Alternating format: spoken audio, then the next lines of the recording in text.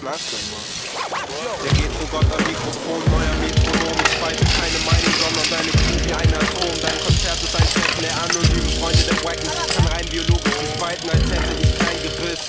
Mich erreicht kein Diss, es ist wie wenn mein Handy aus ist. Rapper beiden aggressiver als Elvis. Jeder ist jetzt Manager, MC oder Producer, weil er irgendeinen Dreck im Takt zusammenschustert. Rapper machen aus ihrer Stadt einen geheimnisvollen Ort. Und sind noch gerade Wacken für einen MTV Award. Hip-Hop hat für mich nichts zu tun mit euch Toys. Ich verkauf dir meine Scheiße als Kunst wie Joseph Beuys. Und du kaufst dich.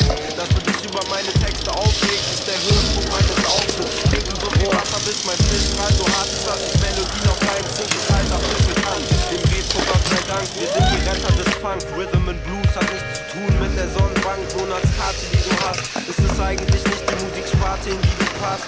Die heißt Spaß, ich schreibe keine Texte, ich schreibe Gesetze. Verhinder deine Scheiße, wie eine Besetzte. Toilette-Rapper machen sich bequem unter der Wolldecke ihres Managers und lutschen Schwanz für eine Goldkette. Träumt von Ferrari, Bugatti und Lamborghini.